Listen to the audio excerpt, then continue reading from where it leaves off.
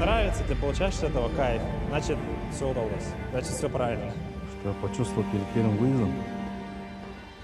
Боязнь, что не получится. Можно войти в дрифт, особо не улучшая машину.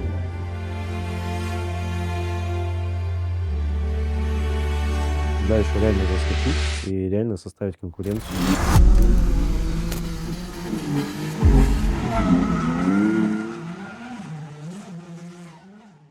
Всем привет, меня зовут Степан, вы на канале Хулиган, со мной рядом Денис, знакомьтесь. Здорово.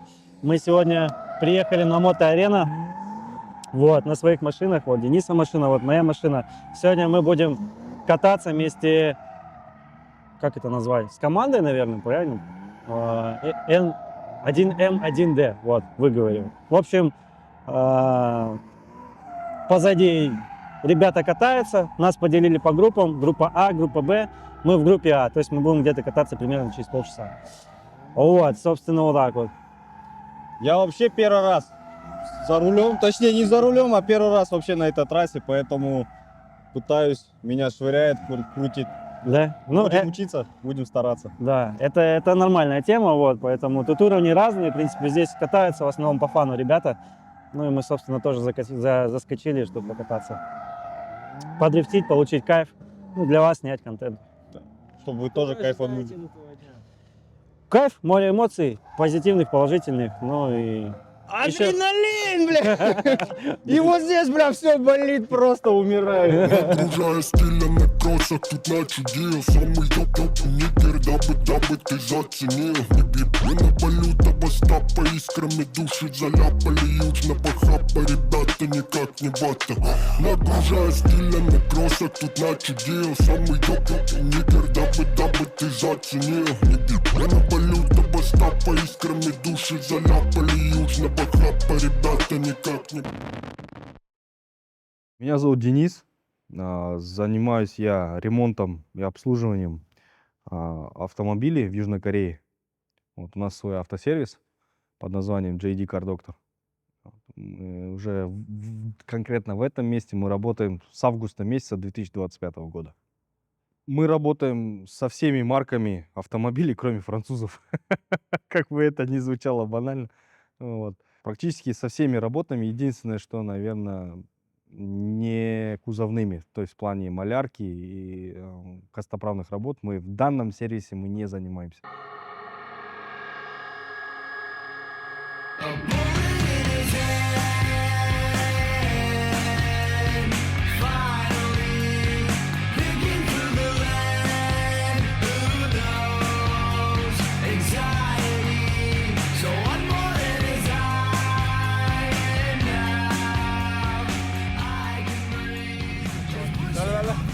Ну, Дэн, ну что, расскажи впечатления свои. Офигенно!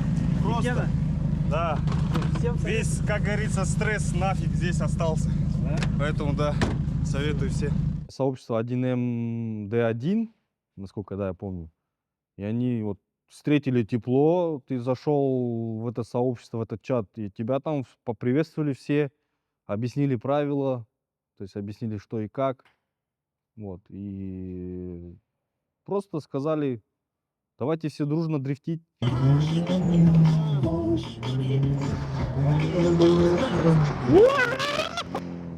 Это был мой первый выезд именно в дисциплине дрифта. Это был мой первый выезд, да.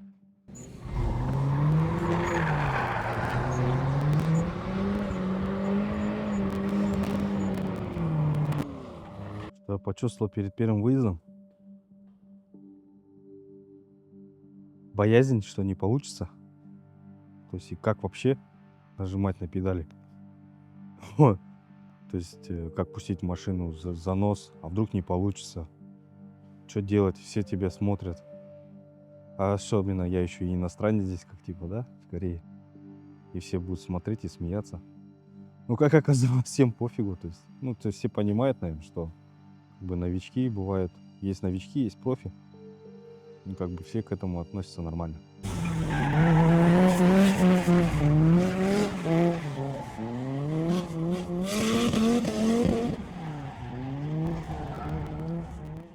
Первый выезд Дениса со стороны. Ну, в принципе, ожидаемо. Не плохо, не хорошо. Ну, как обычно, у новичков.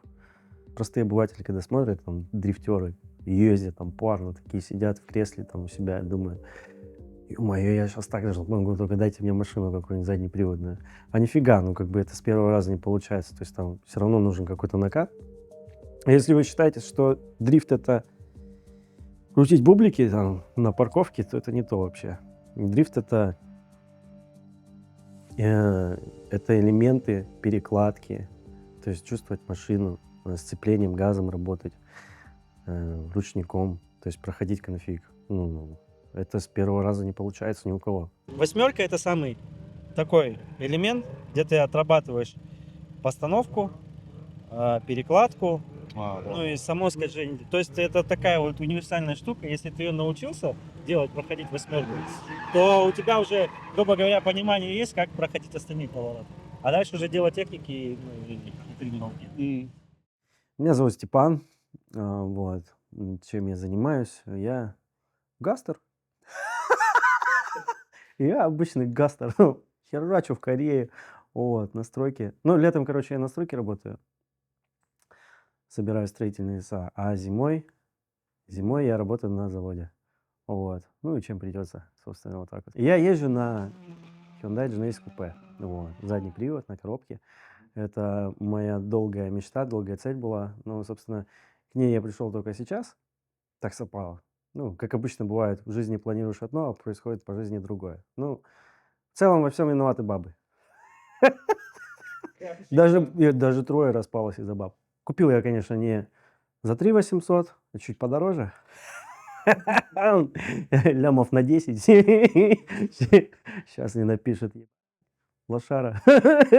Ну, короче, у меня есть объяснение, почему это так произошло. Во-первых, машина рестайл, она уже дороже. Во-вторых, у нее богатая комплектация. В-третьих, что еще? Обвесы, потом что? Покраска, в общем, ну и все в этом духе.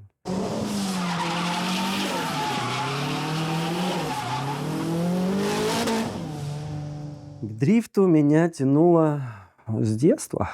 Да, я увидел какую-то машину, которая идет боком. Я такой, вау, нифига себе, круто, четко было. Я помню, что мне было 18 лет, и у мамы был Pajero Junior.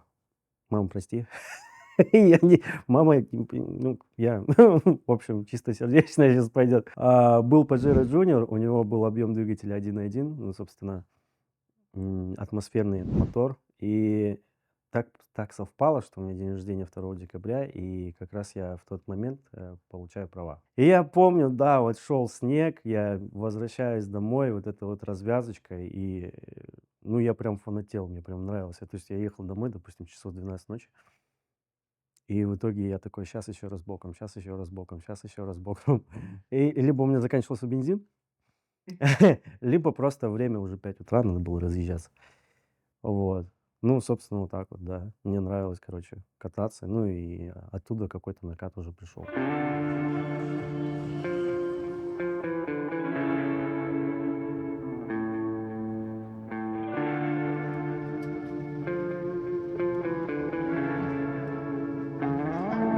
У нас отец купил Тойоту Короллу в кузове 86. Это не та Хачироку Труэна, которая, а просто обычный хэтчбэк, вот, 84 года. И вот я из нее хотел как раз и сделать ее. Она была переднеприводная, я думал все, что вот я, когда она мне останется, я из нее сделаю заднеприводную, ту самую Хачироку. Первая машина была у меня Honda Prelude 93 года выпуска с двигателем H22, черноголовая. Ну, кто знает, тот в теме. Да, да. Вот, и тоже на механике причем такая была. Ну, для студента первая тачка такая прям вау, это было вообще. Вот. Я получил ее как раз-таки от своего преподавателя. Ну, точнее, он ее мне продал. То есть ему нужна была определенная сумма денег, а эта сумма денег у меня она была. Вот. И как бы я у него ее купил. И с тех пор вот я начал болеть именно спортивными тачками японского производства. Первая машина, да, была японская. У меня в данный момент две машины. То есть одна для повседневной жизни, передвижения, это Kia Carens 2008 года. Обычная на газу. Вот. Для работы и для семьи вполне достаточно, чтобы, как говорится, от точки А до точки Б доехать. Вполне достаточно. Второй автомобиль у меня вот он, этот жеребец Hyundai Genesis Coupe 2 литра турбо. Двигатель полностью в стоке, то есть никаких чип-тюнингов, ничего я не делал. Экспонат стоит, вот он, этот Hyundai Genesis. Так. Он вообще в кузове до рест, но я его сделал, переделал кузов, то есть морду сделал рестайловую, поменял фары, поменял бампер, крылья, капот. Вот, то есть сделал, чтобы у нее вид был более красивый, потому что мне нравится именно в этом кузове. Genesis, потому что предыдущий кузов до реста он мне, ну, как-то, мягко скажем так, не очень нравится. Не зашел. Да, у него морда слишком некрасивая. Поставил датчик температуры масла, датчик давления масла, датчик буста, blow-off, потом усиленный радиатор охлаждения, то есть больше проточности, потому что в Южной Корее летом очень жарко, и нагрузка на двигатель при заездах прям колоссальная. Поэтому, как бы, чтобы обезопасить двигатель от перегрева, поставил вот радиатор охлаждения и радиатор охлаждения масла именно в двигателе. Тоже установил, потому как масло в двигателе тоже очень хорошо нагревается, и для него охлаждение тоже нужно. Так, смотрите, что по машинам. Вот это рестайл, он чуть подороже стоит. Вот это до рестайл. Много вам, в принципе, денег на старте не надо. Вам надо купить машину либо этого кузова, либо этого кузова. Отличаются они, ну, здесь вот немного мощности побольше. И, ну, в принципе, видите, да, морда отличается чуть-чуть. А мне наоборот показалось, что вот это лучше как-то пободрее. Да? Да. Ну, Дэн может, что. Я вам не расскажу, это секрет. О. Нет, серьезно, реально, я вот обратил, прям мне кажется, он наваливает. У него даже дыма из-под колес больше. Может, я просто ногами больше Вот. сильно, что давишь просто, да. Не, мы просто что-то не знаем. Дэн нам что-то не договаривает, значит. Что-то он там прикрутил. Ну, у Дэна возможность позволяет что-нибудь прикрутить. Просто он нам не колется, короче. Все доработки в машине я делал сам. Вот, просто на это ушло времени намного больше. Прям катастрофически больше, чем ожидалось. Потому как все равно совмещать работу и свою машину, тюнинг именно, это очень тяжело. Вот, поэтому приходилось после рабочего времени оставаться до поздней глубокой ночи и как бы доводить до идеала более-менее машину.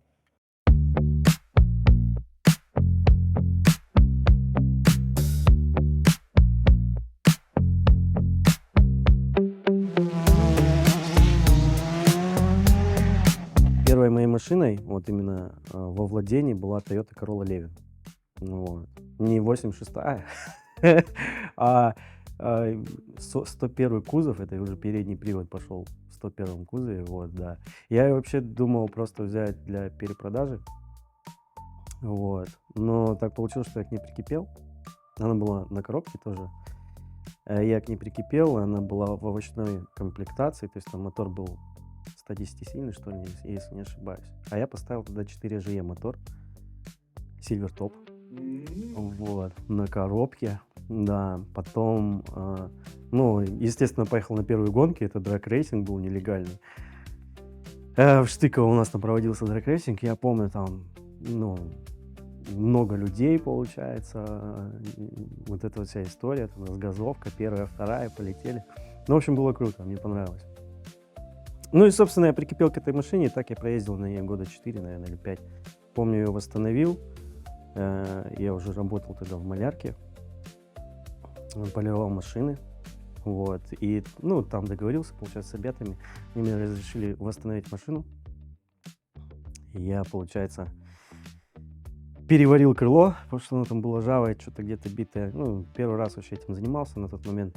Было интересно, все, купил крыло. В итоге понял, что купил крыло, надо что-то с этим делать. Ну, отпилил, короче, крыло, уже все, назад пути не было. рассверлил по точкам. Ну, в общем, покрасил, привел в порядок, поменял, купил заниженные пружины, реплики Танаби, что ли, по-моему, если не ошибаюсь. Стойки New SR. 16 диски поставил, я помню тогда.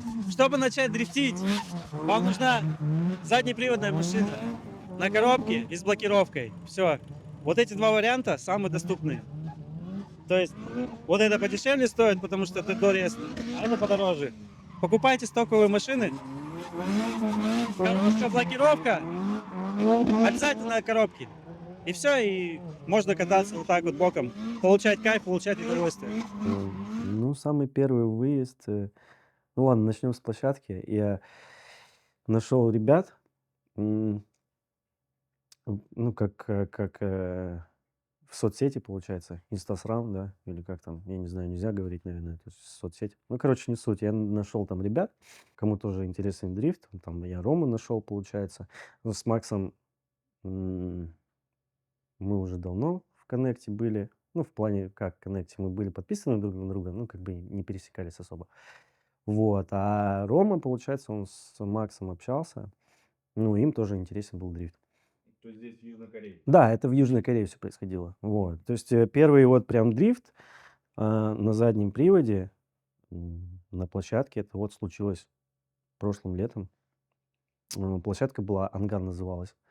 В общем, там заправка раньше бывшая была, ее закрыли. И вот на этой площадке мы, собственно, стрелканулись. Я им написал, они поехали туда, и я приехал туда. Это за 200 километров я где-то ехал, я помню. Загрузил, короче, машину. Я поехал к Дэну, обулся. Я у него диски еще купил тогда, да, точно. Короче, я обул эти диски, 6 колес запихал. Правда, я не знаю, как я их запихал, короче. Короче, как-то я запихал 6 колес назад. Я, соответственно, убрал там салон, убрал эти сиденья, запихал туда колеса и поехал за 200 километров туда.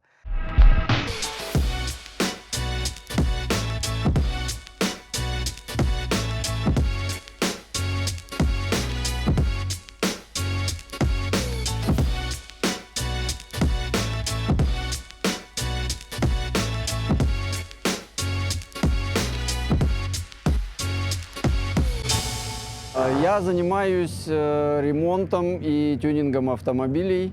У меня своя мастерская, 2 машины боевых, Toyota Arista на 2-м GZ и Toyota Suara на 1-м GZ.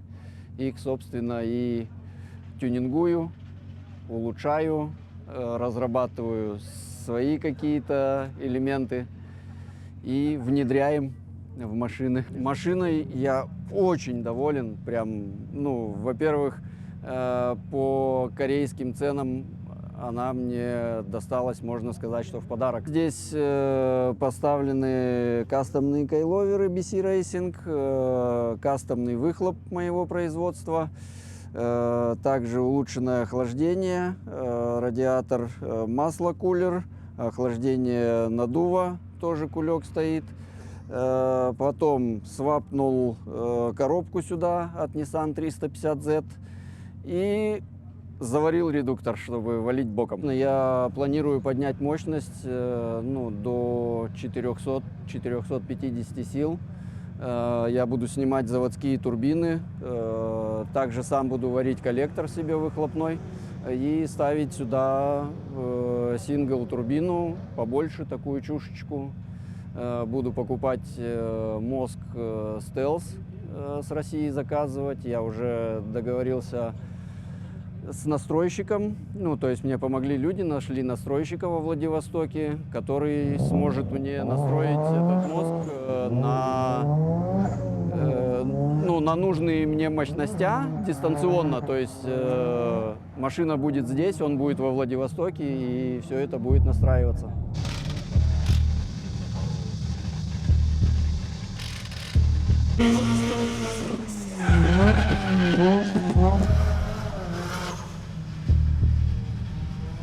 Хватает ли мощности машине? Да, вполне хватает для начального дрифта вообще. В принципе, вот на площадке машина хорошо едет. То есть я даже не ожидал. Я помню, я к Дэну заезжал, Мы увеличили развал, ну, то есть там где-то 3 градуса, что ли, поставили. Ну, и я понимаю, что надо, короче, градус обратно уменьшать. Почему? Потому что колеса сильно завалены, пятно контакта меньше. Я почему переживал? Потому что, ну, я думал, откровенно не вывезет. Ну, как бы машина сама по себе с завода тяжелая. Вот, тяжелее там, чем Сильви или еще какие-нибудь машины. Вот, поэтому увеличил развал. Но я сейчас пришел к тому, что надо вернуть все обратно, потому что колесо мылится и не хватает разгона. Вот. Поэтому да, хватает вполне. Ездить можно вообще супер классно. Я хочу подвеску поставить, я хочу гидроручник поставить. Ну, как бы, ну, я все хочу, на это надо деньги, короче, а денег постоянно у гастеров-то и нету. Да, нет времени, нет денег. Поэтому все в планах, только пока в планах. Машина в стоке. Дрифтом вот сегодня получается 5-й день. Нет, 6-й день. Ну, получается 5-й выезд на площадку вообще в целом.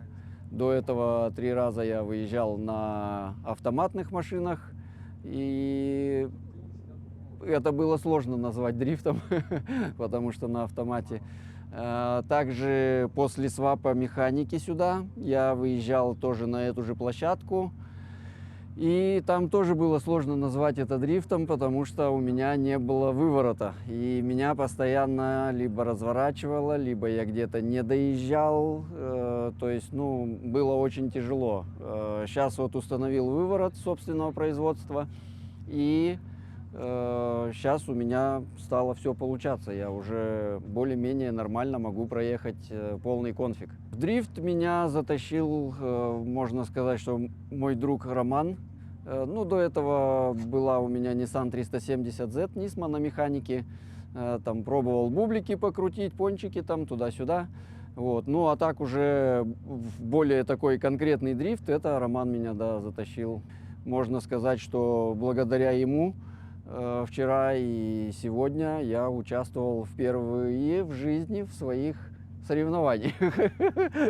Я даже, получается, прошел в парный дрифт, но его я не поеду, потому что опыта у меня очень мало. Первоначально, когда я узнал, это было так, я начал заниматься дрифтом в Корее и начал это делать с корейцами. Они мне сказали, есть Максим, он ездит на 370Z, я такой, не знаю. И вот как-то общие знакомые, я как-то раз приехал, у нас долгая история, и вот мы дружим по сей день, общаемся, улыбаемся, радуемся, грустим вместе, все вместе делаем. Мой путь, он такой тяжелый маленько, я езжу на Genesis Coupe, как бы я люблю эту машину, безусловно, это моя машина, но платформа довольно-таки спорная маленько. Обязательно у машины должна быть многорычажка спереди, потому что рулежка имеет большое значение. Я смотрю там на Nissan какие-нибудь 370Z, там что-нибудь интересное, но Atmo в то же время хочется что-нибудь турбо, чтобы нажал, она ух, и поехала.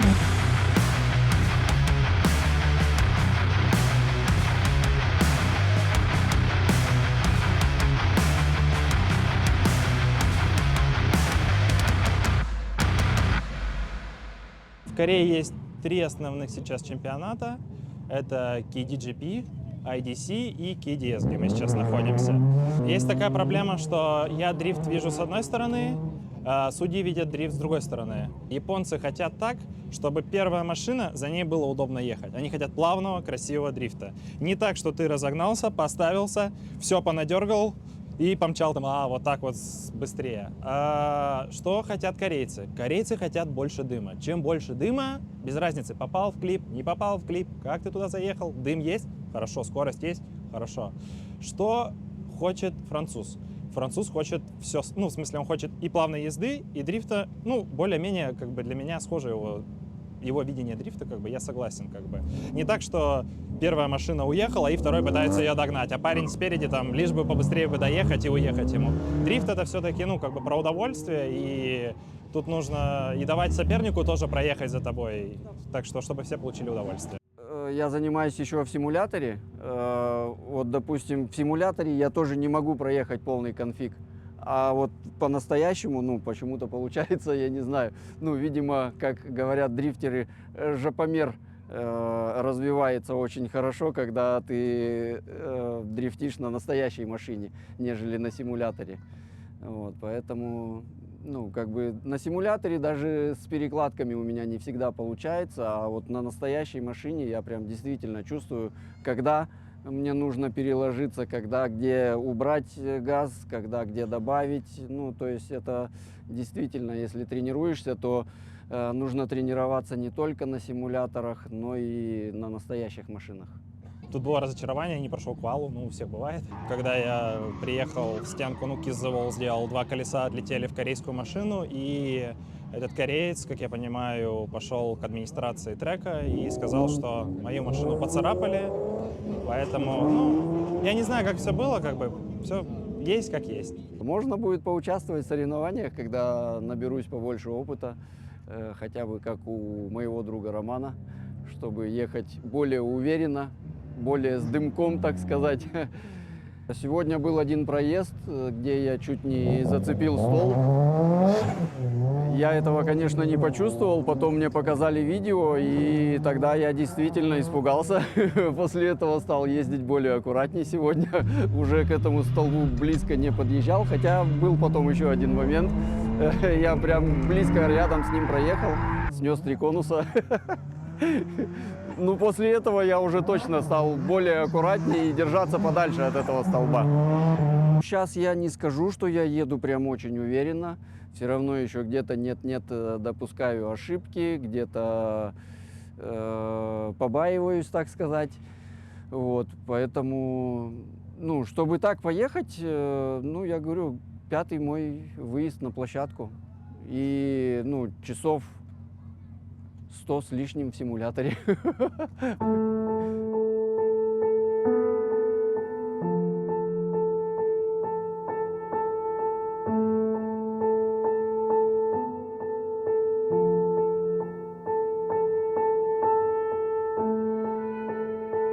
Страх ли был разложить машину? Да нет, у меня страха такого не было, потому что это была площадка. Вот. Ну, на площадке что там, куда там улетать, в принципе. Там площадка здоровая, бери да пробуй. Ну, как бы у меня какой-то накат уже был, поэтому страха, что я там разложу машину, не было такого. Просто присутствовал мандраж, типа, ну, вот там новые ребята, там вот эта вот дорога. Ну, просто было интересно вообще как это. Ну, после первого, второго заезда все, я типа понял, все, ништяк, можно ехать. И все. Вначале прикатывался, да, а потом уже все, с каждым разом все смелее, смелее, и все, и поехали. Ну, как бы такого прям, что разложу, ну, не было. Ну, даже если вдруг, я к этому готов был.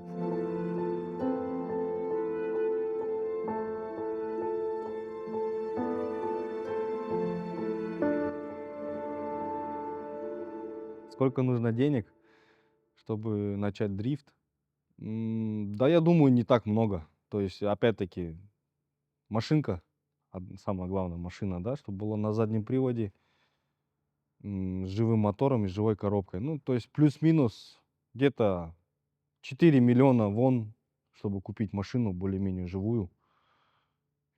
Вот, и потом потихоньку ее достраивать уже по возможностям, по средствам. Вот. Да, думаю, достаточно будет. В принципе, 4 миллионов вон. 4-5 миллионов вон. Я думаю, это можно найти эти деньги для того, чтобы начать это все. Можно войти в дрифт, особо не улучшая машину. Вот. Либо же, если бюджет хороший, то можно сразу же добавить мощности, добавить Angle Kit, опять же, чтобы был хороший выворот и можно было ехать более уверенно.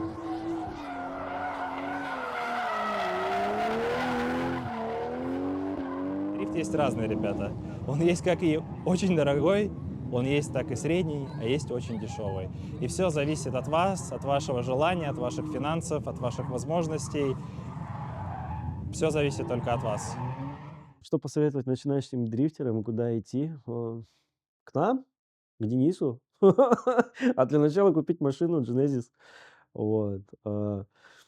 Genesis на палке. Вот, пожалуйста, живой пример. Денис купил себе за 3 800 машину. И вполне на этой машине можно ехать сразу, боком учиться, тренироваться. Вот, а доработать, ну вот, пожалуйста, тоже у Дениса на сервисе его можно доработать. Он как раз с этой машиной проходит все сложные моменты в том плане, что там поставил маслокурю, улучшил систему охлаждения. Вот. То есть он дорабатывает машину, проходит этот путь, и, соответственно, у него уже есть понимание, как лучше, что делать. И поэтому вот. И если вы хотите начинать дрифт, м, и не знаете, что, где, как, можете всегда написать, посоветуем, подскажем. Вот. Хотелось бы объединяться, ну и расширять сообщество любителей дрифта, скажем так.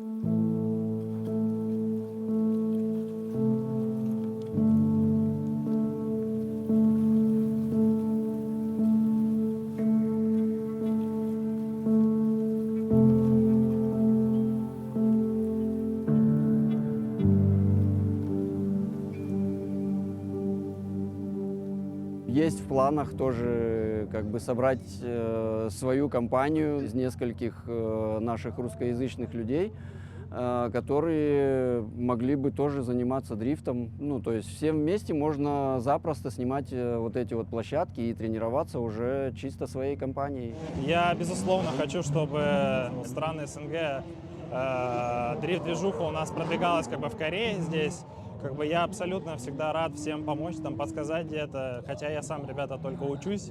И я никакой там не учитель и никто. Но всегда, когда люди там пишут, а как вот это, как то, я всегда подскажу, что смогу, там, помогу. И я рад только продвигать, чтобы ребята приезжали и тоже наслаждались. Цели на следующий выезд у меня, наверное, все-таки более лучше ставить машину, то есть в угол, да, выходить с него правильно, вообще машину бросить в занос, то есть правильно, вот. А вообще в будущем хочется, конечно, еще, чтобы уже парно кататься. Вот это будет вообще адреналин. Вау, просто. Вот. Ну, для этого нужно машину еще лучше подготовить, чтобы прям вообще было прям вот так вот и прям чтобы было четко вообще. Тренироваться в симуляторе, тренироваться на площадках в городе категорически не советую и не рекомендую, потому что это очень опасно и могут пострадать люди. И не дай бог это будут корейцы, это будет не очень хорошо. Вот. А так тренироваться, тренироваться и еще раз тренироваться. Но в целом есть планы а, поехать в корейские соревнования, да, вот. Из такого, то, что вот реально именно в ближайшее время поехать, да, в соревнования. Ну, опять же, надо подготовить машину. Соревнования тут не такого уровня, ну, тут вполне реально ехать, вполне составлять какую-то конкуренцию. То есть туда в соревнования легко войти, потому что уровень пилотов, он не такой высокий. Но он сейчас растет, потому что уже пора корейцам ехать. Вот, поэтому он растет. Но в целом туда еще реально заскочить и реально составить конкуренцию. Знаешь, самое классное, когда ты отпускаешь все эмоции, ты такой с машиной наедине такой, и просто кайф получаешь. Ты вот едешь, вот тебе нравится, ты получаешь с этого кайф, значит, все удалось, значит, все правильно. Ну, я надеюсь, что дрифт будет развиваться в этой стране, он продолжает, он и так набирает обороты, я надеюсь, и мы придем к какому-то общему знаменателю, как мы все видим дрифт и так далее. Становление как дрифтера, ну, если только ребята, с которыми я общался, там, допустим, давай там, Степан, что классно было бы там дрифтить. А так, ну, грубо говоря, это среди русскоязычных, ну, как бы тут это не развито в плане дрифта. Это вот сейчас вот только популярность набирает, и вот сейчас вот, грубо говоря, вот в этом, ну, этим годом, да, 2025, 2026 как-то люди набираются. Ну и то их там можно по пальцам пересчитать. Вот в данном случае я знаю только себя, Дэна, Макса, Рому, вот, Кирилл, если не ошибаюсь, по-моему, так зовут, Саня, ну и все. Больше я не знаю ребят, кто вот именно дрифтит. Именно вот так вот, что болеет, там кто-то куда-то приехать, подрифтить, ну, больше нет таких ребят. Ну, по крайней мере, я не знаю. Ну, хотя, ну, так и есть. Нет никого больше. То есть я надеюсь, что со временем сообщество будет расти, именно тех людей, кому нравится дрифт. Вот, нас станет больше. И, ну, хотелось бы, да, чтобы это развивалось. Ну, как я вижу, это будет развиваться. Просто нужно время. А если у вас есть желание заниматься дрифтом, да, вот вы чувствуете тягу, попробовать вообще это, я думаю, стоит попробовать, вот, купить машину, съездить на трек, и там уже станет дальше ясно, ваше оно или нет. Ну, в любом случае, если желание присутствует, надо пробовать. Вот так вот. Совет дам, наверное, верьте в себя, в свою мечту, ну, в свои желания, которые, и просто стремитесь к этому. То есть мало как бы хотеть, нужно действовать. То есть что-то к чему-то стремиться делать, чтобы это достичь.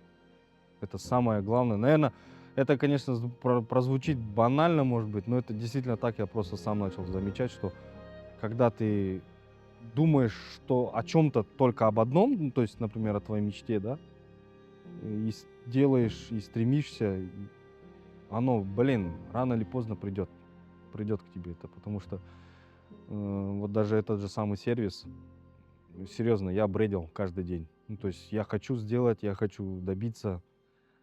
И, наверное, просто, как говорят, Вселенная просто слышит. Она действительно услышала. И вот теперь просто благодарен и дальше иду. Ну, то есть просто верьте в себя и в свои силы. За неугодные танцы угоняй.